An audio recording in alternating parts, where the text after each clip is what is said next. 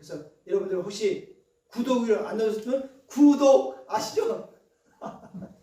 구독. 성부와 성자와 성령 이름으로 아멘. 참 예수님 반갑습니다. 지난번에 성경 말씀에 대해서 강의를 했는데 또 많은 분들이 구독해 주셨습니다. 감사드립니다. 오늘은 제가 참 중요하게 여기는 것인데 하나님의 뜻의 일치함, 이것에 대해서 말씀을 드리려고 합니다. 우리가 신앙생활을 잘 하고 싶어 하잖아요. 근데 어떤 사람이 신앙생활을 잘하는 사람일까요? 우리가 일반적으로 기도 많이 하려고 하죠. 또 봉사활동도 많이 하려고 하죠. 또 자선도 하려고 많이 노력하죠. 이런 것은 기도라든지 자선이라든지 봉사활동이라든지 이런 거를 한다면은 하나님 보시기에 참 기뻐하는 일이다라고 말할 수가 있겠죠. 그런데 만일 이런 자선, 기도, 봉사, 선행 이런 것들이 나 자신을 돋보이기 위해서, 나의 만족을 위해서, 혹은 다른 사람에게 인정받고 다른 사람에게 좋게 보이기 위해서 한다면은 과연 이런 행위가 가치 있는 행위다라고 말할 수 있을까요? 자기 자신을 위해서 하는 기도와 단식, 선행은 하나님 앞에서는 가치가 없다는 것이 성경 말씀입니다. 아마 여러분들 사순 시기에 들어보셨을 거예요. 너희는 일부러 남들이 보는 앞에서 선행을 하는 일이 없도록 하여라. 그렇지 않으면 하늘에 계신 아버지에게서 아무런 상도 받지 못할 것이다. 기도할 때에도 유선자들처럼 하지 말아라. 그들은 남에게 보이려고 회당이나 한길 모퉁이에 있어서 기도하기를 좋아한다. 나는 분명히 말한다. 그들은 이미 받을 상을 다 받았다. 너희는 단식할 때 유선자들처럼 친통 얼굴을 하지 말아라. 그들은 단식한다는 것을 남에게 보이려고 얼굴에 그 기색을 하고 다닌다. 나는 분명히 말한다. 그들은 이미 받을 상을 다 받았다. 그러니까 남들 보는 데서 나 자신이 인정받기 위해서 하는 기도, 자선, 선행 이런 것은 의미가 없다는 것입니다. 그렇다면 어떤 사람이 신앙생활을 잘하는 사람일까요? 이게 핵심이죠. 어떻게 하는 것이 신앙생활을 잘하는 것이냐? 무엇을 해야 되는 것이냐? 그것은 바로 하느님의 뜻에 일치하며 사는 것입니다. 하느님의 뜻에 일치하며 사는 사람이 신앙생활을 제일 잘하는 것이다. 하느님을 기쁘게 하는 것이다. 이렇게 말할 수가 있어요. 아빌라 데레사 성녀 아시죠? 그 아빌라 데레사 성녀는 이렇게 말했어요.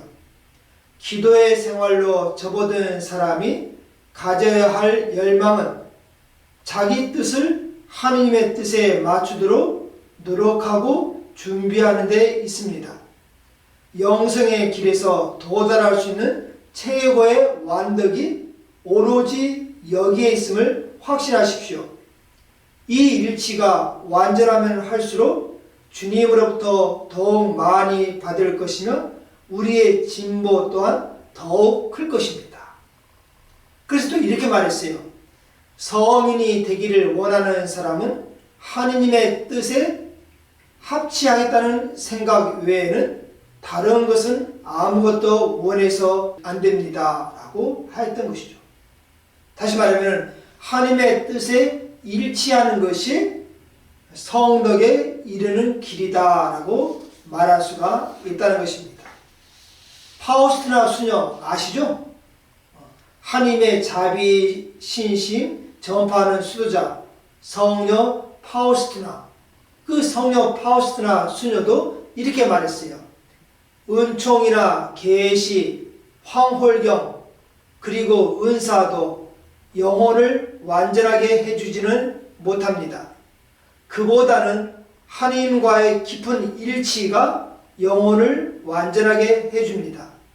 나의 뜻과 하나님의 뜻이 긴밀하게 합체될 때 나의 성성과 나의 완성이 있습니다. 라고 말했어요. 완덕은 하나님의 사랑에 있다고 하죠? 사랑은 완전하게 묶어주는 끈입니다. 그렇다면 하나님을 사랑한다는 것이 무엇일까요? 하나님을 사랑한다는 것은 바로 하나님의 뜻에 일치하며 산다는 것입니다. 예수님은 우리의 길이잖아요. 예수님은 우리의 길로서 그분이 가신 길을 우리가 걸어갈 때 우리는 진리에 이르게 되고 또 생명을, 구원을 얻게 되는 거죠. 그렇다면 예수님은 어떤 길을 걸으셨을까요? 예수님은 하나님의 뜻만을 추구하며 살았습니다. 예수님은 하늘에 계신 아버지의 뜻을 실천하기 위하여 이 세상에 왔다고 하셨습니다. 나는 내 뜻을 이루려고 하늘에서 내려온 것이 아니라 나를 보내신 분의 뜻을 이루려고 왔다. 저는 당신의 뜻을 이루러 왔습니다. 그리고 예수님은 아버지의 뜻을 실천하는 것이 당신의 양식이라고 하셨습니다. 내 양식은 나를 보내신 분의 뜻을 실천하고 그분의 일을 완수하는 것이다. 그리고 또 우리도 아버지의 뜻을 실천하도록 주님의 기도를 가르쳐주셨습니다. 아버지의 뜻이 하늘에서와 같이 땅에서도 이루어지게 하소서. 또 아버지의 뜻을 실천하는 사람을 형제라고 부르겠다고 하셨어요. 하늘에 계신 내 아버지의 뜻을 실천하는 사람이면 누구나 다 내 형제요 자매요 어머니다. 그러니까 하나님의 뜻을 따르고 하나님의 뜻에 일치하는 것이 바로 우리가 가야 될 길이라는 것이죠. 그럼 또 성모님은 어떻게 사셨을까요?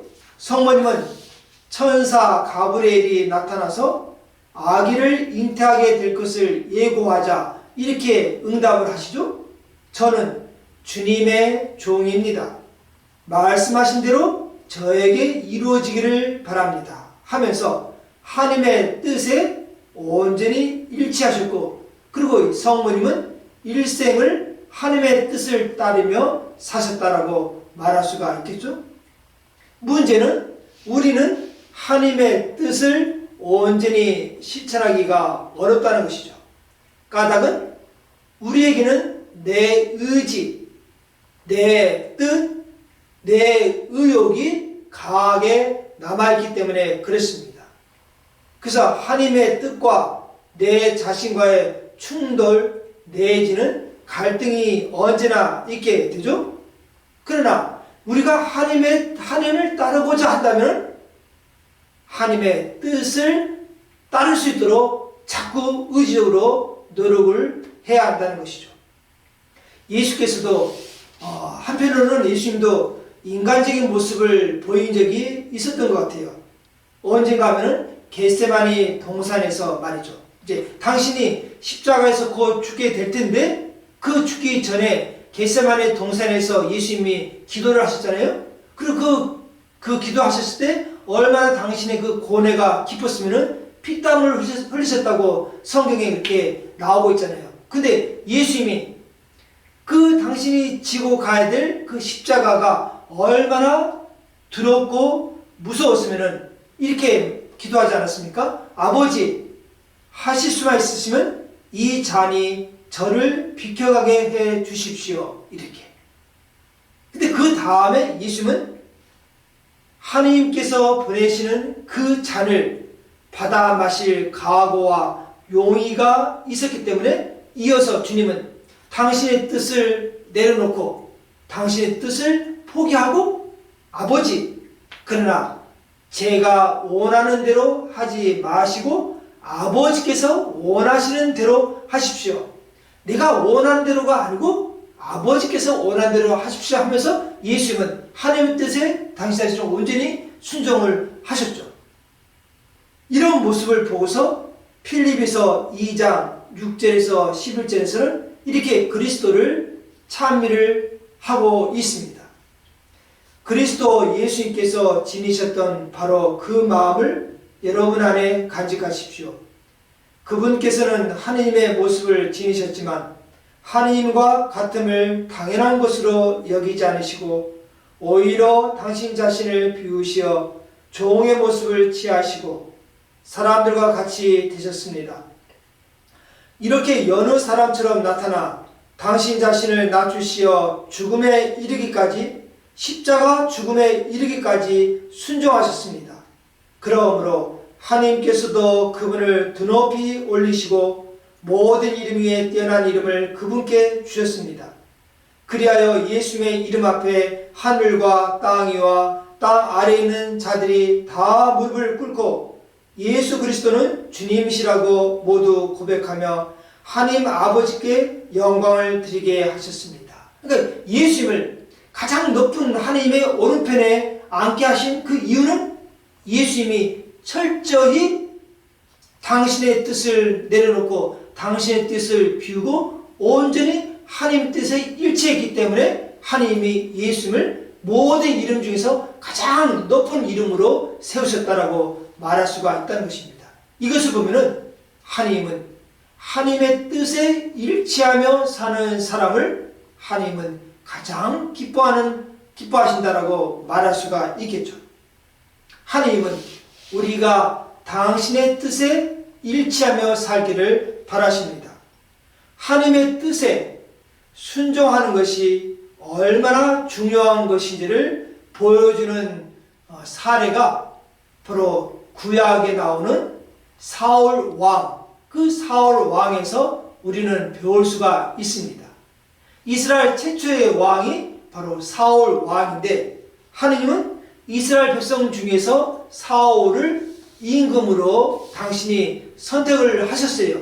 근데 하느님이 사울을 임금으로 선택을 하셨는데 나중에는 그 사울을 하느님이 버리셨어요. 사울을 내치셨다는 거죠. 그럼 왜 하느님이 사울을 내치셨는 것인가? 하느님은 이렇게 말씀을 하고 있습니다. 사울을 내친 이유를 나는 사울을 임금으로 삼은 것을 후회한다.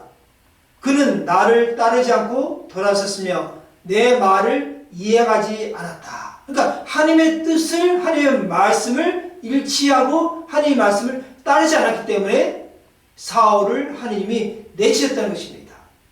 이것에 대해서 사무엘 예언자가 이렇게 사울 임금에게 이렇게 말해주고 있어요. 주님의 말씀을 듣는 것보다 번제물이나 희생점을 바치는 것을 주님께서 더 좋아하실 것 같습니까? 진정 말씀을 듣는 것이 제사 드리는 것보다 낫고 말씀을 명심하는 것이 순양의 굿기름보다 낫습니다. 거역하는 것은 점치는 죄와 같고 고집을 부리는 것은 우상을 섬기는 것과 같습니다. 하면서 바로 하나님의 말씀에 따르는 것, 일치하고 순명하는 것이 최고의 가치다라는 것을 말해주고 있는 것이죠. 우리 신앙인의 신앙생활의 목표, 초점을 우리가 어디에 두어야 될 것인가? 바로 하나님의 뜻에 일치하며 사는 것에 우리 신앙의 목표를 두어야 된다는 것입니다. 이것이 과연 하나님의 뜻에 맞는 것인가? 이것이 과연 하나님이 원하시는 일인가? 무엇이 하나님의 뜻인가? 주님이 원하는 것이 무엇인가? 하면서 항상 하나님의 뜻, 예수님의 생각을 하면서 우리가 모든 일을 해나가야 된다는 것이죠.